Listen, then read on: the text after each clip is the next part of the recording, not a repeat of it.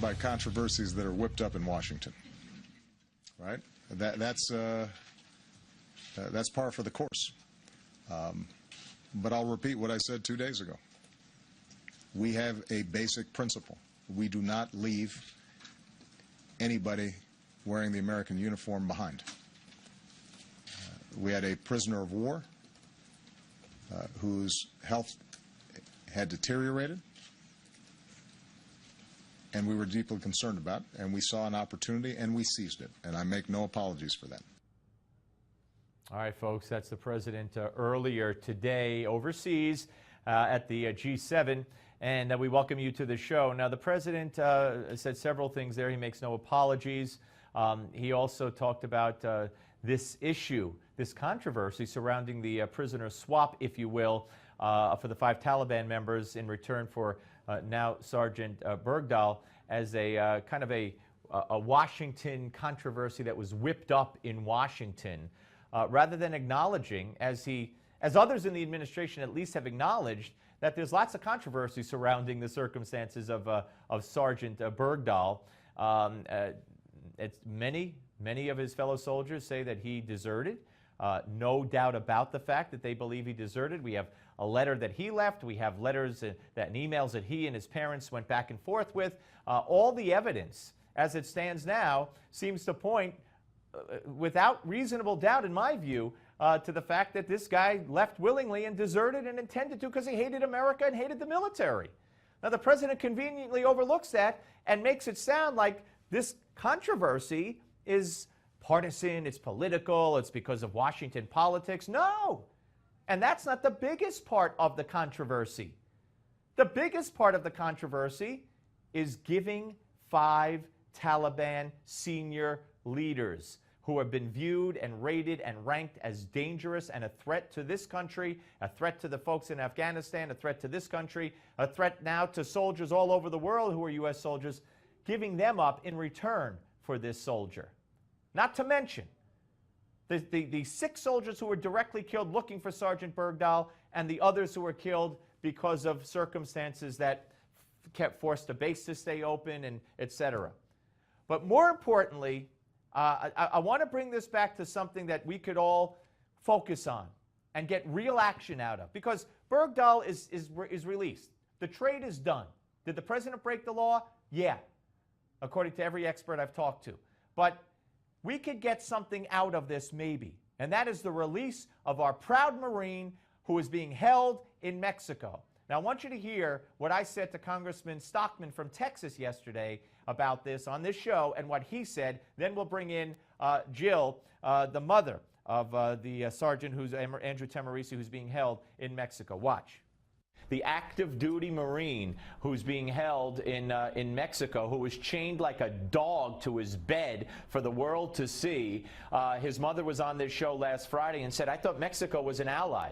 And we haven't heard that man's name cross the lips of this president. John Kerry, when he was asked about it, said, oh, we brought it up to the Mexican government. It's a disgrace that this man could be held in that prison and we do nothing about it, yet this guy, questionable background, to put it mildly, was released in exchange for 5 hardened terrorists.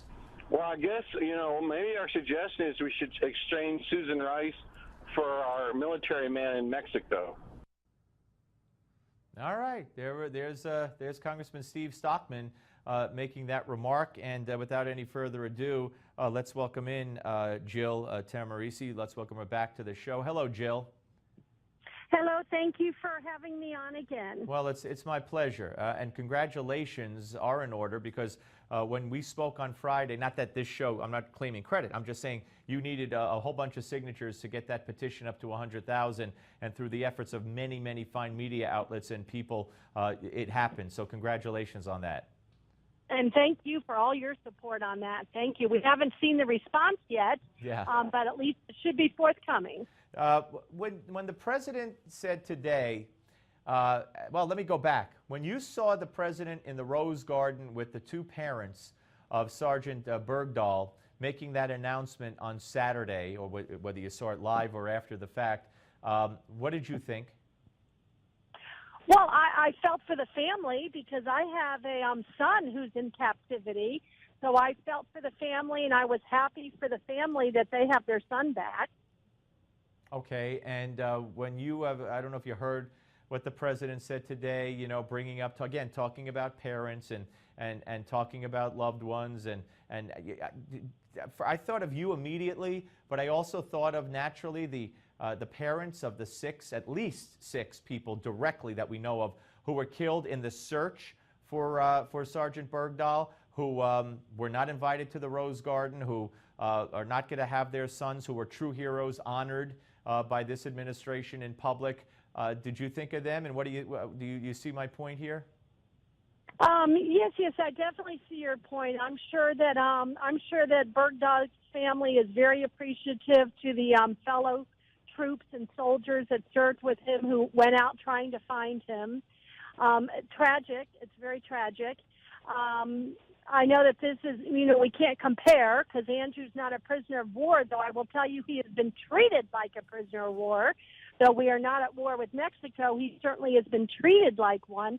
But I would certainly hope that the president would give my son as much consideration and help me as a mother get my son back from captivity.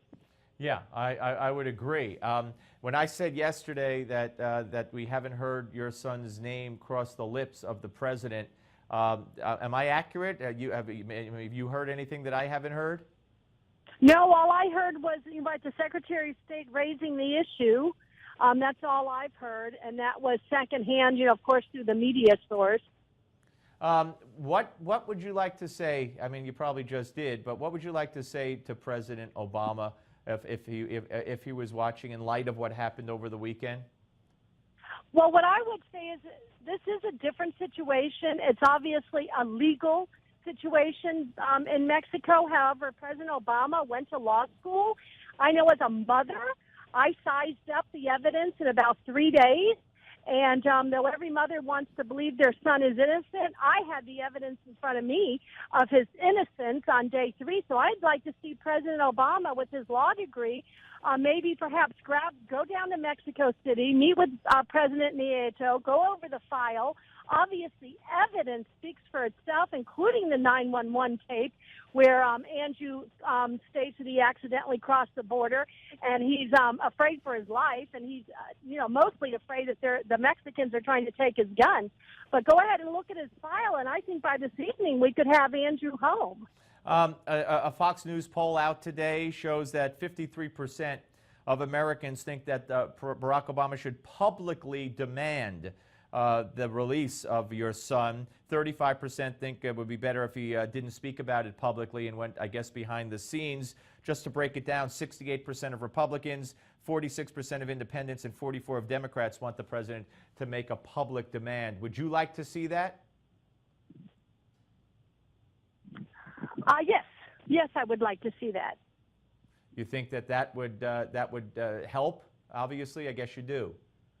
Well, he is Andrew's current commander-in-chief, and this is one less Marine that's not able to be fit for duty because he's jailed. So for that alone as well, I believe the commander-in-chief needs to demand the release of his Marine so his Marine can continue serving until 2016, which is on his contract. So publicly, right. Yes, publicly. Yeah. Now, okay. So tell us the situation. Of course, we spoke after he had the court date. He had fired his lawyers. Where are we today on this day, Thursday? What's the situation and what's next for him? Well, on this day, Thursday, I know that we are in reset, so to speak, transition from the former attorney to the new. All that I have scheduled that I just found out this morning is the new attorney is scheduling meetings next week with, I believe, the U.S. Embassy, and I'm not sure who else, but he is planning a press conference next Thursday. But that's a whole week, and that's just for a press conference to explain to the world what the plan is. There are no dates on the books right now. It's the same judge residing over the case, same judge as with the former attorney, but there aren't are not any court hearings scheduled right now. So at least another week of absolutely no inactivity. And then hopefully next week on Thursday, we'll at least know dates then for upcoming hearings. What? And I would hope it would only be one hearing. Open up the file and see the evidence of innocence and let Andrew go home that day. What do you see as happening aside from that? In other words, what is he doing in the meantime, and how is his health, and what is he, what's his physical condition? I know you talk to him from time to time. Well, he's trying to survive each day. He is not in La Mesa State Penitentiary, where he was threatened with rape, torture, and execution by the hitmen and gang members and cartel that he was housed with in like a 6x10 cell. There were 16 of them in there. He is not experiencing imminent threat to bodily harm and person. And then he is not being threatened in El Hongo by physical abuse at the hands of the prison guards, which he had experienced in La Mesa, plus 35 days of 4-point restraint in La Mesa where he couldn't even walk. What? He's not experiencing that. He is in a private cell in El Hongo with a 24/7 guard. So physically, he can withstand. He is a Marine. Does he want to? No. He wants to be out of there today. Can he withstand it? Yes. He's hungry. His biggest complaint is that a piece of bread and sugar water at dinner is unacceptable. And of course, it's unacceptable that he's imprisoned unjustly because he made one wrong turn. Let's bring it down to the very basic. He's a bad driver. He's in Mexico because he's a bad driver. All right, one more question, Jill. He needs to be home. Yes, absolutely. Before we run out of time, what do you hope to accomplish? What's the next step with the petition? Now, it met the requirements. Now the White House has to respond. Is that with the deal? Yes. So let's see what President Obama has to say. Now the card is played. He has to respond. It's his petition site, and at that threshold, he says he will respond. So now the card is played. Let's see what he says. Jill, please, again, express to your son that, I'm sure you do early and often, that America is behind him, and he is in our thoughts and prayers. And we look forward to the day that we could talk to you, and he could be with you and sitting right next to you out of Mexico. Yes, thank you so much. Thank you, Jill. Take care. All right, folks. Jill Tahmooressi, the mother of Sergeant Andrew Tahmooressi, active duty Marine who belongs back at his base and instead is still in a prison cell in Mexico, pleading with the president, saying that the commander-in-chief needs to publicly demand the release of his Marine, and that we're not at war with Mexico, yet her son is being treated like a POW. And very brave lady, ladies and gentlemen. We the people, you see it up there on the screen, that of course the petition that was successfully reached 100,000 signatures. Now it's incumbent upon the president to weigh in on it, but there's go to that site, We the People, and check it out at the White House website. All right, folks, we're coming back with the panel. We'll talk about all of this and more right here on the Steve Malzberg Show.